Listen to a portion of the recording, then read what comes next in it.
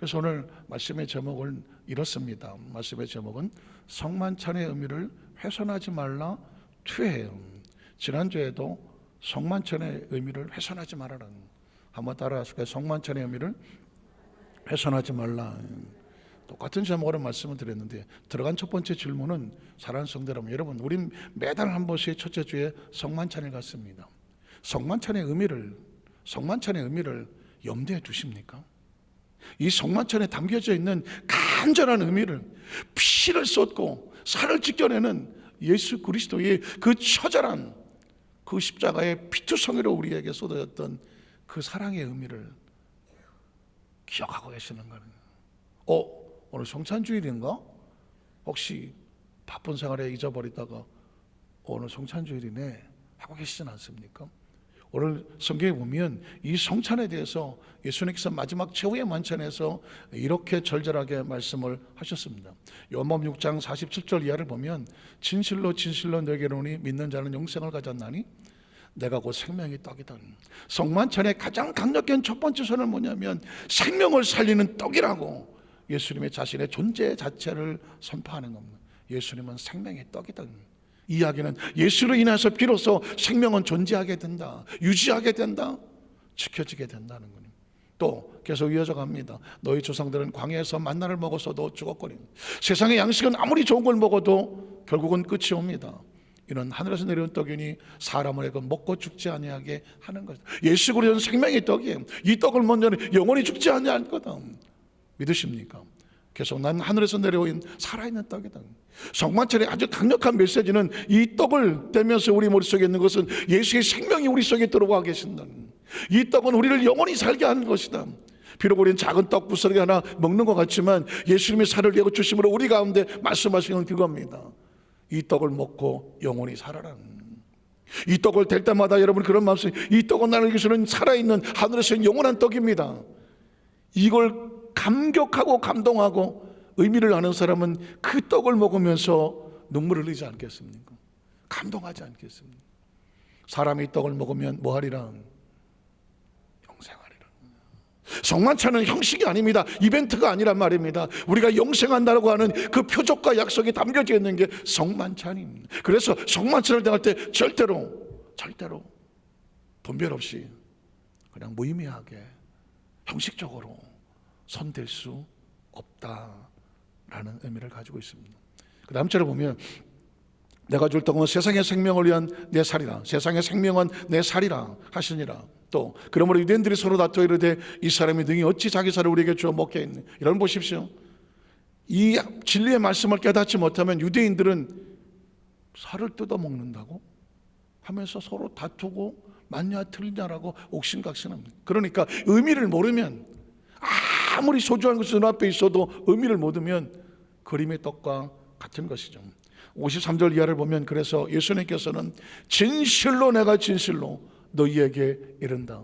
성만찬을 뗄 때에 인자의 살을 먹지 아니하고 인자의 피를 마시지 않으면 너희 생명이 속에 생명이 없다는 거예요. 예수 그리스도의 살과 피를 먹는다는 것은 예수님 우리 안에 하나가 되고 우리가 예수 하나가 되고 예수님이 우리 속에 새기고 우리가 예수 속에 있습니다. 우리는 예수님과 하나입니다.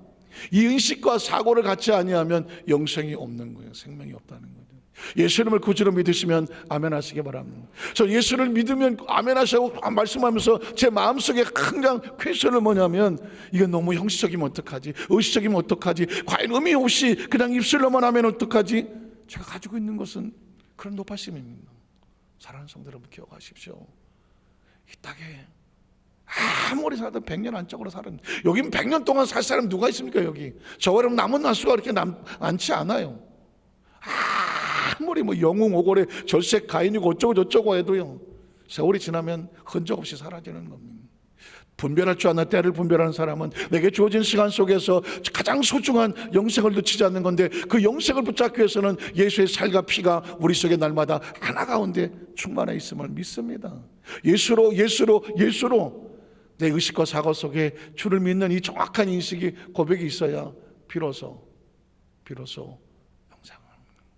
어떤 사람은 영생이란 단어가 진부하게 들릴지 모릅니다. 요란하게 들릴지 모릅니다. 그냥 어렸을 때부터 수도 없이 들었던 그냥 그런 단어처럼 들릴지 모릅니다. 그러나 기억하십시오. 죽음의 처절한 절망의 한계를 느껴본 사람은 영생이 얼마나 중요한지를 압니다. 영생이 얼마나 중요한지 아십니까? 이 땅의 모든 인간들은 누구를 막론하고 죽음 앞에 속절없이 무너졌습니다. 허무했습니다.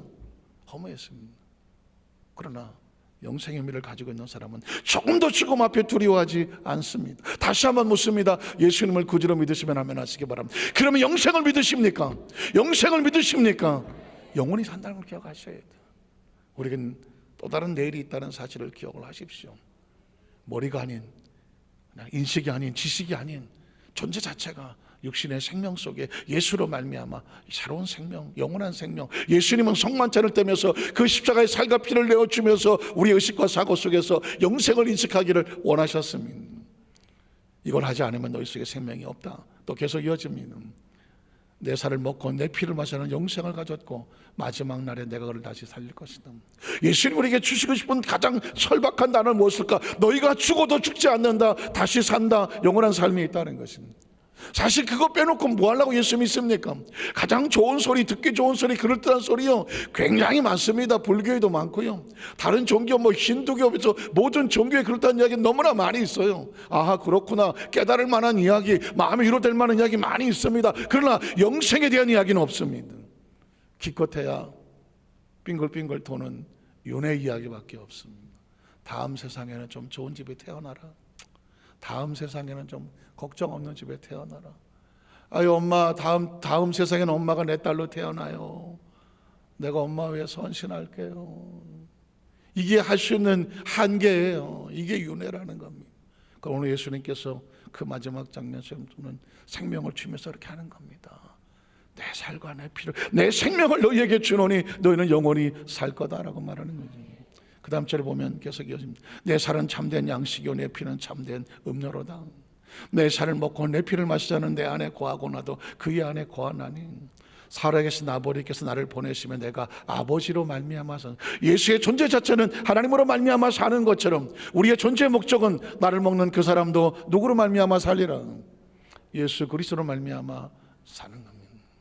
예수 그리스도로 말미암아 삶의 목적이 있는 겁니다. 예수 그리스도로 말미암아 삶의 가치가 있는 겁니다. 예수 그리스도로 말미암아 삶의 존재감이 있는 겁니다. 예수 그리스도로 말미암아 삶의 정체성이 있는 것이고, 내가 어디로 가야 하는지를 알게 되고, 내가 무엇 때문에 사는지를 알게 되고, 내가 어디서 왔는지를 알게 되고, 나의 가치를 알게 되고, 자신의 존재를, 정체성을 알게 되는 거죠. 예수님께서 우리에게 이 얘기를 그렇게 해주고 싶어 하는 것입니다. 마지막 58절, 이것은 하늘에서 내려온 떡이니 조상들이 먹고 죽은 것 같지 아니에요. 조상들이 먹고 죽은 것은 만나라는 것이죠. 이런 보십시오. 땅에서 난 양식이 아니라 하늘은 어디일까요? 공중이 아니죠. 하나님으로부터 온 생명의 떡, 예수를, 이 떡을 먹는 자는 어떻게 살리라? 영원히 살리라. 확신합니까? 확신하십니까? 저 우리 의식 속에 영혼이란 단어가 머릿속에서 정확하게 새겨지기를 축복합니다. 영혼을 잃어버리면, 사실 이 땅에 어떤 것들도 영혼을 잃어버리면 그냥 왔다가는 끝나는 것입니다. 그러나 영혼을 생각해내면, 그래서 오죽하면 요한복음 3장 16절은 하나님이 세상을 처럼 사랑하시는데 사랑의 의미가 뭐예요? 예수를 보내셨는데 그 예수의 의미가 뭐예요? 그를 믿는 자마다 뭐하지 마라? 멸망하지 마라. 어떻게 살아라? 영원히 살아라. 영원히 산다는 거, 영생은 우리가 비비고 어디 가서 구거질해서 뭐 이렇게 해서 얻는 게 아니에요. 원래 존재 자체가, 성경을 보면 우리는 영원한 존재였습니다. 하나님 안에 있는 영원한 빛이었습니다. 이 땅에 와서 잠시 훈련받고 교육받고 무장해서 하나님의 거룩한 나라 속에서 원래의 모습을 회복하고 영원히 산다는 영생의 인식을 주게 하시는 것이죠. 자, 그렇다면 이 성만찬의 의미는 이 엄청난 의미를 가지고 있는데, 이 성만찬의 의미를 훼손하면 어떻게 되겠습니까? 기독교의 근본적인 의미를 해석하는 거고, 하나님의 사랑을 훼손하는 것이고, 예수의 존재를 훼손하는 겁니다. 읽어볼까요? 고린도서 11장 17절 29절을 보면 쭉 보겠습니다. 지난번에 이 말씀을 나눴습니다. 그러나 훼손이라는 단어가 우리를 얼마나 무너뜨린지 보십시오. 내가 명하는 이 일에 너희를 칭찬하지 아니하노니 이런 너희 모임이 유익이 못되고 도리어라. 하나님 앞에 성만찬으로 모였다는 사람들이 모여서 뭘 하냐면 인간적인 존재로, 인간적인 어떤 모임으로 전락시켜 버렸다는 것입니다. 교회의 가장 무서운 것은 이 교회 건물이 인간적인 모임이 되고 이 시간이 인간적인 모임이 되고 그 어떤 행사나 모든 것들이 이 존재의 의미를 잊어버리면 인간적인 존재로 가치로 전락해버리면 가장 하나님의 가슴 아픈 존재가 돼요. 그래서 분별이 필요한 겁니다. 이 성만찬뿐만 아니라 제가 이따가 결론을 내릴 거겠지만 난 지금 기도를 어떻게 생각하나, 내 기도 생활에 대한 분별, 예배 생활에 대한 분별, 난 봉사를 어떻게 하나, 내 봉사의 생활에 대한 분별, 난 직분에서 어떻게 분별하고 있나, 난 정말 하나님 앞에 올바로 잘 서고 있나, 하나님의 자녀라는 이 분별이 필요한 겁니다. 여러분 어떻게 생각하십니까? 누가 이래라 저래라가 아니라 난 하나님 앞에서 1대1로 서서 과연 크리스천으로서 난 하나님 앞에 정말 하나님 앞에서 잘 가고 있는 성도인가? 직분자인가? 목회자인가? 누구를 막론하고 하나님 앞에서만, 하나님 지금 내 모습을 보시면 날 어떻게 보실까? 분별이 필요한 거죠. 하나님 일을 열심히 하면서 그가 동역하는 조력자의 동역자인가? 아니면은 훼손하는 것인가? 의미를 갖다가 같이 하락을 시켜버리고 인간적인 어떤 것으로 전락시켜버리지 않나? 해롭다는 것입니다. 계속 이어가겠습니다. 자, 먼저 너희가 교회 모일 때에 너희 중에 분쟁의 땀을 듣고 어느 정도 믿거니와 너희 중에 파당이 있어야 너희 중에 옳다 인정을 받는 자들이 나타나게 되리라. 그런 너희가 함께 모여서 주의 만찬을 먹을 수 없을 지경까지 됐으니 이런 먹을 때 각자 자기 만찬을 먼저 갖다 먹음으로 어떤 사람은 시작 어떤 사람은 취함이라. 어떻게 교회 안에서 하나가 되라고 해서 만찬을 먹였는데 너는 많이 먹고 나는 적게 먹고 해서 서로 피차 갈등과 아픔을 주는 존재로, 그러니까 먹고 마시는 것으로 성만찬을 의미를 훼손을 시켰다는 것입니다. 그래서 너희가 먹고 마실 집이 없느냐? 너희가 하나님의 교회를 없인 여기고 빈궁한 자들을 부끄럽게 하느냐? 내가 너에게 무슨 말을 하랴? 너희를 칭찬하랴? 이것으로 칭찬하지를 못하겠다. 내가 너에게 전한 것은 주께 받은 것이니 곧 주 예수께서 잡히시던 밤에 떡을 가지사 축사하시고 떼어 이르시되 이것은 너희를 위하는 내 몸이니 이것을 행하여 나를 기념하라 하시고 또 식후에 또한 그와 같이 잔을 가지시고 이르시되 이 잔은 내 피로 세운 새 언약이니 이것을 행하여 마실 때마다 나를 기념이라는 것을 주님 오시는 마지막까지, 우리 주 앞에 가는 마지막 순간까지 붙잡고 놓지 말아야 되는 거예요. 붙지 말아요. 그래서 이 성만찬이라고 하는 것은 영원히 기억 속에, 마음속에 들어가는 거예요. 기억에 쓰고 관념의 생각 속에 들어가는 것입니다. 그러니까 이 성만찬의 얘기를 하는 게 아니에요. 성만찬을 샘플로 들어서 이 의미를 가슴에 둬야 되는 것처럼 내가 누구인가, 한번 따라 나는 누구인가 자신을 분별하는 것입니다. 나는 구원받은 하나님의 자녀 아니잖아요. 자녀잖아요. 또 나는 누구입니까? 크리스찬이잖아요. 나는 누구입니까? 교회 각 직분이잖아요. 직분은 어떤 일을 해야 되는가? 스스로 하나님 앞에 자신을 분별해야 됩니다. 내가 받은 달란트는 뭔가? 이 달란트는 왜 하나님 나에게 주셨는가? 그 달란트를 뭘 해야 되나? 내게 주어진 시간으로 뭘 해야 되나? 내게 주신 공간으로 난 뭐 해야 되나? 우리 가정은 뭘 해야 되나? 우리 사업은 뭘 해야 되나? 우리 자녀들은 뭘 해야 되나? 어떻게 생각하십니까? 자신의 존재에 대해서 이걸 늘 생각하면서 그 가치와 목적으로 살아가지 않으면 100년을 살면 뭐하고 200년을 살면 뭐하겠습니까? 스스로 자기 가치를 내려 하락시켜버리는 건 아니겠습니까? 스스로의 존재 가치가 높아질 수 있는 이유는 딱 하나입니다. 하나님의 그 원하는 그 위치에 정확하게 서 있을 때 비로소 우리의 존재 가치는 하나님도 인정받는 존재입니다. 지금도 가슴을 치고 싶은 것은 살아가는 우리가 크리스천으로 구원받았음에도 불구하고 지금 내가 뭘 해야 될지를 모르잖아요. 그냥 시간이 막 가잖아요. 어떻게 되겠지 막연하지 않아요 혹시요? 어떻게 생각하십니까? 지금 내가 살고 있는 이 길이 잘 가고 있나? 하나님 보시기에 정말 칭찬하실 만한가? 하나님께 몸부림치는 그런 분별하는 그런 눈물의 기도가 필요하지 않습니까? 왜냐하면 하루를 살아도 의미 있고 가치 있고, 제가 아까 제 목사님 잠깐 말씀드렸지만 하루아침에 사람이 갑자기 막 병원에 실려가서 원인도 이유도 모를 정도로 거의 죽음의 문턱까지 갔다 오니까 사람이 다 필요 없습니다. 하나님 1년만 살게 해주십시오. 2년만 살게 해주십시오. 내게 이런 목적이 있습니다. 이것만 감당하고 하나님 앞에 서게 해줍니다. 다른 게 다 필요 없어지는 겁니다. 다른 게 다 필요 없어지는 겁니다.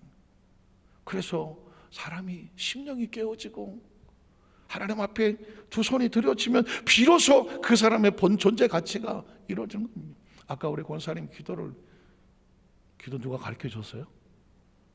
어디서 보고 배운 거예요? 너무 기도를 잘하시더만. 제가 아주 감동을 받았습니다.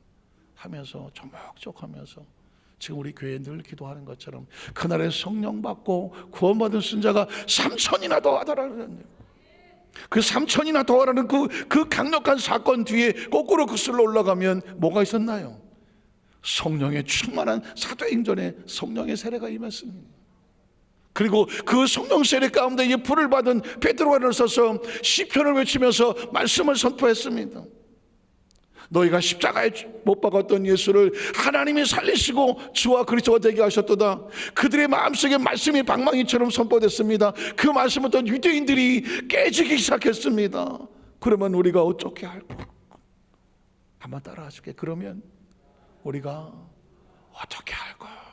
이게 깨진 자의 심령입니다. 말씀을 들을 때 우리의 심령이 깨지는 거죠. 말씀을 들을 때 우리의 심령이 주님 앞에 녹아지는 겁니다. 말씀을 들으실 때 이게 저 얘기는 저 다른 집사가 들어야 된다가 아니라 그 말씀을 듣는 순간에 지금 이 시간에 내게 주신 하나님의 말씀이구나. 그럼 내가 어떻게 하면 좋겠습니까? 라고 깨워줘야 됩니다. 그때 베드로가 했던 이야기는 그러면 너희가 예수를 구주로 믿고 회개하고 방향을 바꾸고 돌아와서 회개하고 침례를 받고. 침례가 뭐예요? 육신을 다시 한번 다 물속에 수상해서 옛사람을 다 죽여버리고 예수 생명을 다시 태어나서, 그리고 하나님 앞에 엎드리면 성령을 선물로 주신다. 성령을 선물. 그래서 그 성령의 선물을 받고 하나님께로 돌아온 사람이 그날에 3,000이나 더 하더라고 말하는 거예요. 그러니까 깨어짐이 필요합니다. 한번 따라. 내가 깨어지면 교회가 살고 하나님의 나라가 산다. 우리가 깨어지면 교회가 살고 하나님의 나라가 부흥된다. 우리가 성령 충만하면 교회가 살고 하나님의 나라가 부흥된다. 그러니까 그 3,000이나 더하더라. 그 역사 전에 성령의 역사가 있었고 그 성령의 말씀을 받은 사람의 몸부림치는 깨어짐이 있었고 회개가 있었고 간구가 있었고, 그리고 하나님의 역사가 나타나게 된 겁니다. 하나님의 말씀이 선포된 이유는 딴 게 아닙니다. 그 말씀을 받는 순간에 말씀 앞에 깨어지고 말씀을 내 가슴속에 레마로 받고 그 말씀으로 내 삶을 분별하고 그 말씀으로 나의 삶을 새롭게 정리하고 방향을 새롭게 수정하고 그 말씀대로 엎드릴 때 비로소 성령을 선물로 부어주시고, 그래서 가정의 사업의 직장에 하나님께서 날마다 구원받는 축복을 3,000이나 더하더라는 성경은 계속 이어집니다.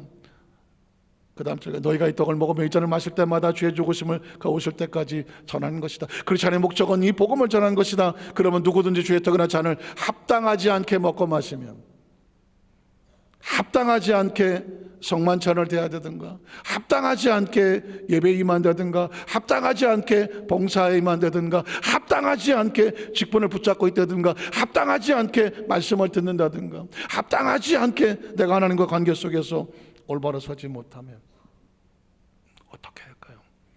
주의 몸과 피에 대하여 죄를 짓는 것입니다. 이 시대는 지금 뭐가 필요하냐면요, 이 시대는 뭐가 필요하냐면 자기 스스로를 분별하는, 나는 지금 하나님 앞에서 나는 그냥 내가 원하는 대로 했을 뿐인데 혹시라도 내 몸과 주의 몸과 피에 대해서 죄를 짓는 것은 아닐까? 저와 여러분에 맡겨진 모든 것은 하나님께서 맡겨준 거거든요. 그걸 온전히 잘 분별해서 행하지 아니하면, 전 제일 무서운 게 그거예요. 다 된 밥에 콧바트리는 겁니다. 신앙생활 잘 해놓고 마지막에 가서 이게 아닌데 후회하고 땅을 치고. 그래서 저의 사명은 우리 여도소환사교회 모든 성도들은 시간을 헛되이 보내지 아니하고 주어진 삶을 헛되게 보내지 아니하고 예배를 한번 드려도 전심이 되고 기도에 전심이 있고 찬양에 전심이 있고 사명과 직분에 전심이 있어서 어느 날 주님 앞에 섰을 때에 넌 나에게 최선을 다했다. 남들 보기에 부족하고 모자란데 내놓을 게 없는 것 같이 보이는데도 불구하고 내가 너를 안다.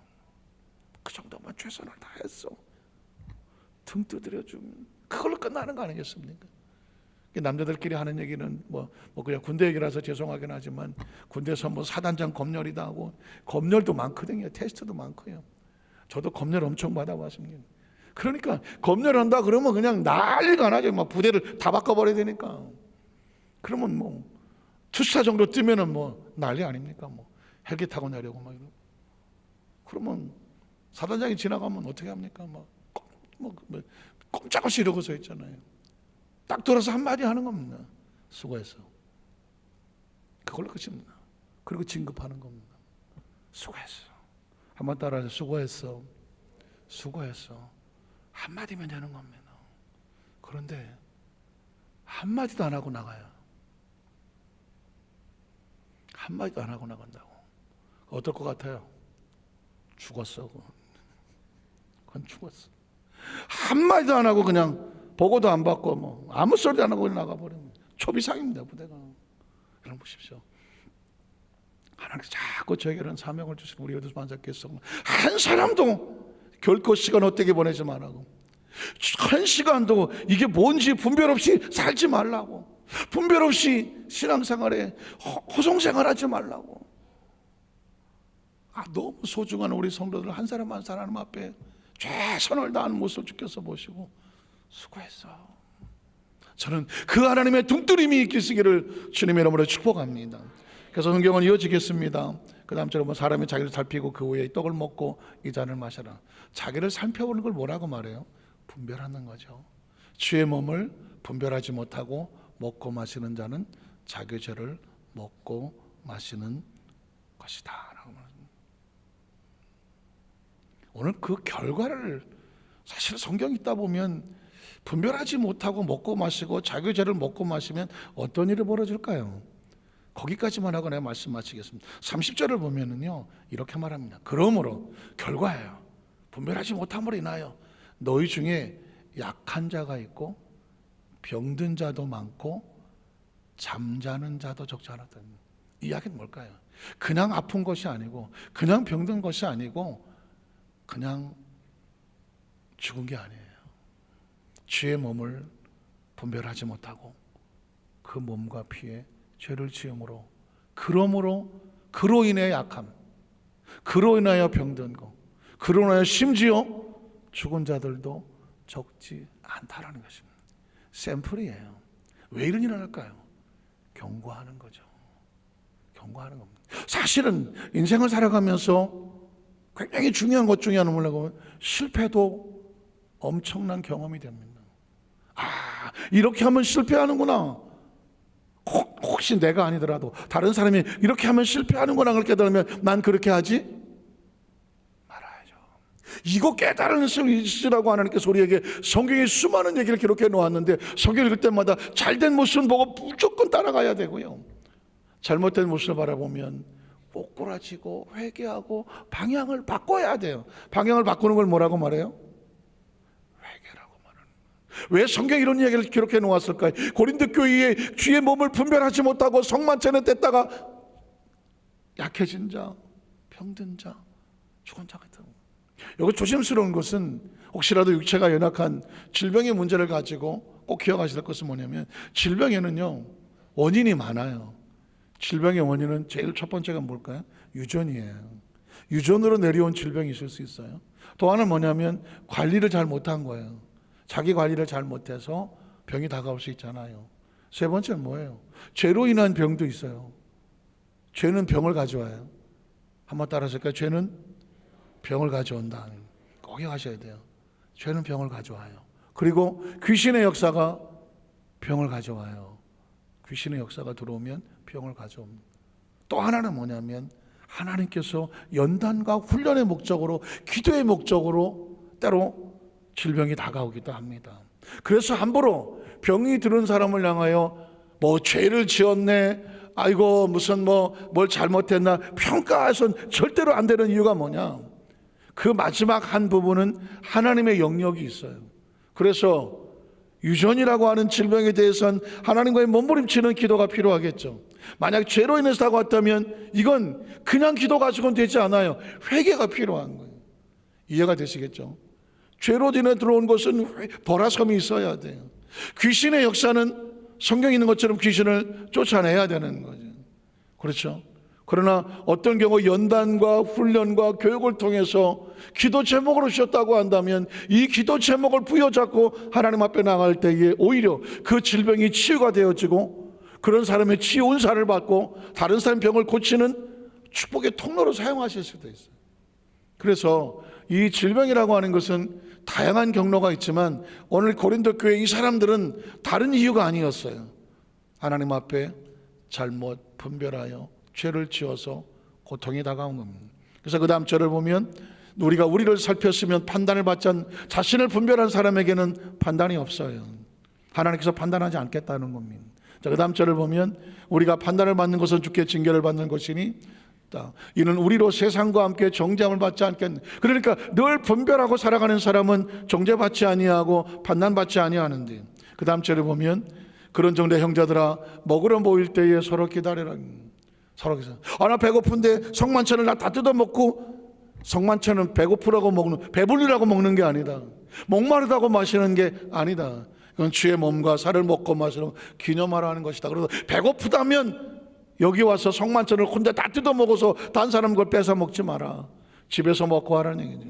그 다음 절에 보면 그래서 누구든지 시장하거든 집에서 먹을 것이니 이런 너희 모임이 판단받는 모임이 되지 않게 하라. 다시 말해서 우리가 하나님 일로 모였으면 누구도 하나님 일을 맡겼다고 하면 그 하나님의 의도의 의미에서 벗어나지 않도록 끝까지 내게 맡겨진 건 하나님 맡긴 거야 라고 했다고 하면 하나님이 의도에 맞게끔 거기에 철저하게 복종하고 순종해서 하나님께 인정을 받으라는 거예요.